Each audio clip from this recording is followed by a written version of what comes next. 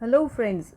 Welcome to the fascinating world of myths and legends of different cultures of our amazing planet, the Earth.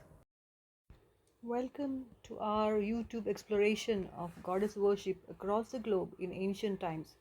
From the majestic temples of India dedicated to the deities like Goddess Durga to the wisdom of Athena in ancient Greece, we'll journey through the rich tapestry of diverse cultures that revered the divine feminine.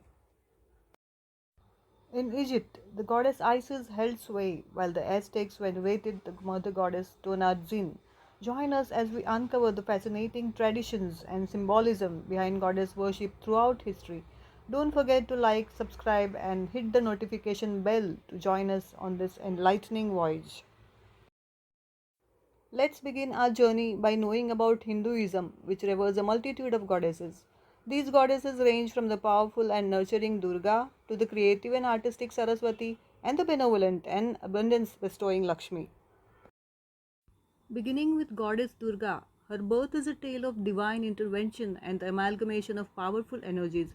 She is said to have been created when the trinity of Brahma, Vishnu, and Shiva combined their energies to bring forth a formidable warrior goddess, empowering her to combat the formidable demon Mahisasur. Goddess Durga is celebrated during the festival of Navratri, a 9-night event where her different forms are worshipped. Devotees seek her blessings for strength, courage, and the removal of obstacles in their lives. Her multifaceted nature embodies the essence of feminine strength, and she is a source of inspiration and devotion for millions of Hindus around the world. The first form of goddess Durga that is worshipped during the Navratri is the goddess Shailputri. Shaila means mountain and Putri means daughter. She represents the daughter of the Himalayas and symbolizes the power of the mountains. She also symbolizes the child form of a divine woman. The second form of Navdurga is goddess Brahmacharini. Brahma means penance and Charini means followers. She signifies love, affection, fidelity, wisdom, and knowledge, and she is known for her deep penance of 5,000 years to attain Lord Shiva.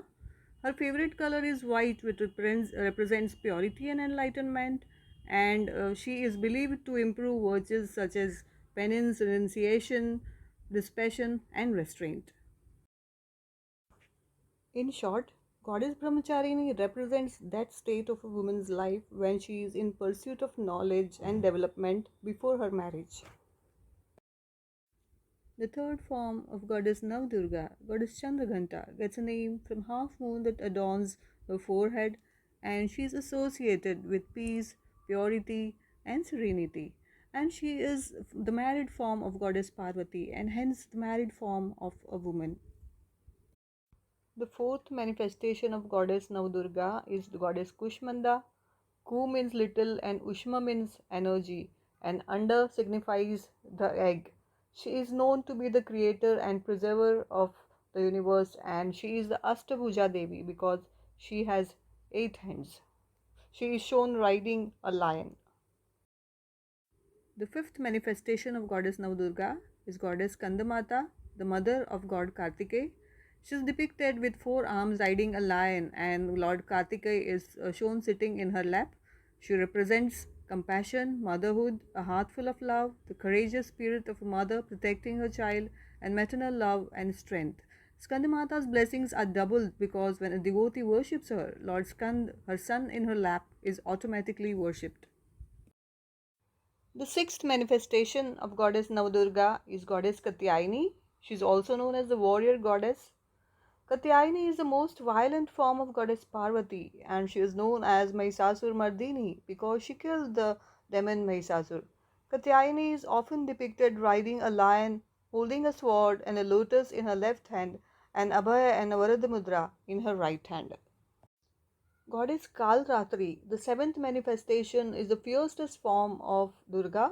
She is believed to be the destroyer of all demon entities, ghosts, spirits, and negative energies.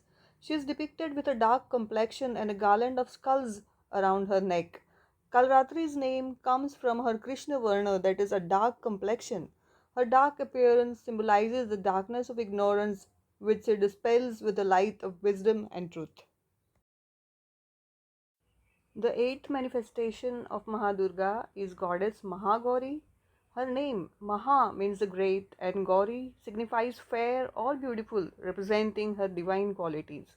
She is depicted as a serene and radiant deity, often dressed in white, symbolizing purity and peace.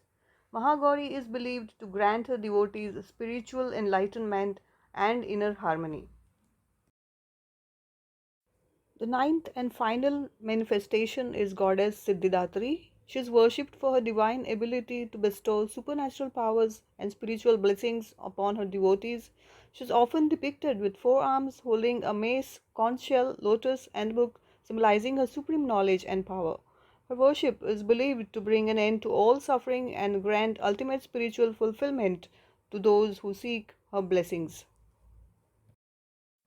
In short, we can say that the nine forms of Durga symbolize the various stages and aspects of a woman's life journey. Shailaputri, the first form, represents a girl's innocence and purity. Brahmacharini, the second form, signifies a woman's dedication to education and knowledge. Chandraghanta, the third form, embodies a woman's transition into marital life and the strength she gains from it. Goddess Kushmanda, the fourth form, stands for fertility and the ability to nurture life, which mirrors a woman's role as a mother. Skandamata, the fifth form, highlights a woman's maternal love and protection instincts. Goddess Katyayani, the sixth form, symbolizes her fierce determination and strength to overcome challenges. Goddess Kalratri, the seventh form, represents a woman's ability to protect herself and her family. The goddess Mahagauri, the eighth form, signifies purity, grace, and the wisdom that comes with age. And finally, Goddess Siddhidatri, the ninth form, symbolizes the culmination of a woman's life journey and spiritual enlightenment and realization of her inner potential. All these nine forms collectively depict the multifaceted roles and qualities of a woman throughout her life, and there's no exaggeration if we say that Hinduism has an amazing way of incorporating routine aspects of life with religion. Besides the goddesses of Shardayi Navaratri, there are 10 other goddesses of Gupta Navaratri. The 10 Mahavidyas are a group of goddesses representing various aspects of the divine feminine energy. They include Kali, Tara, Tripura Sundari, Bhuvneshwari, Bhairavi, Chinnamasta, Dhumavati, Bagalmukhi, Matangi, and Kamla. Each of these goddesses embodies different qualities, powers, and attributes. Devotees worship these Mahavidyas to seek spiritual wisdom, transformation, protection, and enlightenment. They are often associated with Tantra practices and rituals. One of the Mahavidyas is goddess Chinnamasta, who is depicted as a self decapitated deity holding her own severed head in one hand, with blood spurting from her neck and feeding it to her own severed head in another hand. The striking symbolism represents the sacrifice of the ego and the transcendence of self to attain spiritual enlightenment.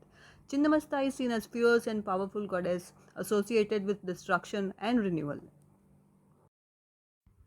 I have tried to produce the image of goddess Chinnamasta over here. You can see it seems to be so much violent, and she is holding her own severed head in her own hands and drinking blood with that. But there's definitely a hidden meaning behind that.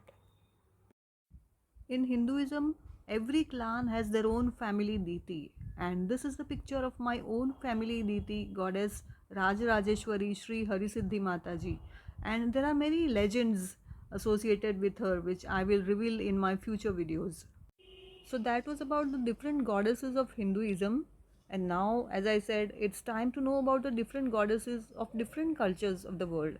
And we are going to know about the goddesses of Mesopotamia, of ancient Greece, of Egypt, of the Aztecs, and also of the Chinese. Beginning with the Greek mythology, goddesses like goddess Aphrodite, goddess Athena, and goddess Hera have an important position in the Greek mythology. Goddess Athena is a prominent figure in Greek mythology, known as the goddess of wisdom, courage, and strategic warfare. She is also associated with various virtues, including justice and civilization. Goddess Athena has a striking and majestic figure, and she is typically depicted as a tall and beautiful woman with a dignified demeanor. Athena is usually portrayed wearing a helmet and carrying a shield, emphasizing her association with warfare and protection. The monument, the Parthenon, is dedicated to her. There is an amazing myth behind goddess Athena's birth. She was not born in the usual sense, but emerged fully grown and armored from the forehead of her father Zeus after he swallowed her mother Metis to prevent her from giving birth to a child more powerful than him. This unusual birth is often cited as a symbol of Athena's wisdom and intellect as she came into the world fully mature with all her faculties. Next, goddess Aphrodite's birth is a well known tale in Greek mythology. She is said to have been born from the sea foam when the Titan Cronus castrated his father Uranus and the severed genitals were cast into the sea. From the sea foam emerged Aphrodite, fully grown and incredibly beautiful. This event is often depicted in art and is known as her iconic birth from the sea. Goddess Aphrodite played a significant role in the events of the Trojan War. She was instrumental in the famous story of the Judgment of Paris, when Paris, a Trojan prince, was asked to decide who was the most beautiful woman among goddesses Aphrodite, Hera, and Athena. He chose Aphrodite as the fairest in exchange for the promise of the most beautiful mortal woman, Helena of Sparta, as his wife. This decision ultimately led to the abduction of Helen and the start of the Trojan War, a conflict that will last for 10 years and result in the fall of Troy. Aphrodite's involvement in this pivotal moment of the war showcases her role as a powerful and influential deity in Greek mythology. And now about goddess Hera. She is a queen of the Olympians and Mount Olympus. She is a goddess of marriage, family, childbirth, the sky, stars, and the heaven. Hera is the daughter of Titan Cronus and Rhea, and she is the wife of Zeus. Hera is often portrayed as vengeful and jealous, and many of her most famous myths center around her jealous retributions to Zeus's infidelity. During the Trojan War, Hera is said to have assisted the Greeks, and she also drove Hercules mad, causing him to kill his wife and children. She is depicted as a beautiful woman wearing a crown, and she also sometimes accompanied by a peacock. Now, coming to Egyptian mythology, goddess Isis is a prominent figure. She is widely revered as a symbol of motherhood, fertility, and magic. She was typically depicted as a woman with a throne shaped headdress, holding an ankh and symbol of life, and sometimes with wings. Isis played a central role in Egyptian religious beliefs, representing a compassionate and protective deity who was associated with healing and resurrection. The story of Isis, especially her quest to resurrect her husband Osiris, remains a well known and enduring myth in ancient Egyptian culture. Goddess Ishtar, known as Inanna in Sumerian mythology, was a prominent deity in the ancient Mesopotamian pantheon. She was the goddess of love, beauty, fertility, and war, embodying both nurturing and destructive aspects. Ishtar was often depicted as a powerful and seductive figure associated with the planet Venus.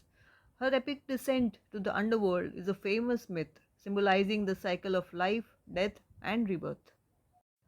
Goddess Ishtar was often depicted with a distinctive eight pointed star symbolizing the planet Venus.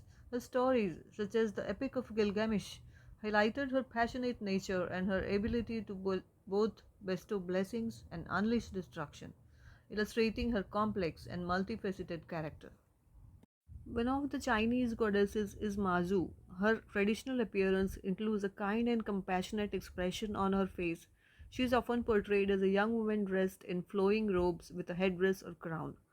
She holds a ceremonial staff or a wand in her hand, symbolizing her divine authority. And in many depictions, she is associated with color green, signifying her connection with the sea, as well as her role as a protector of sailors and fishermen. Mazu is known for her benevolence and miraculous abilities, often guiding ships to safety during storms. Her worship has endured for centuries, and her temples can be found across coastal regions of China and in various parts of Southeast Asia, reflecting her enduring significance in the maritime culture of these areas.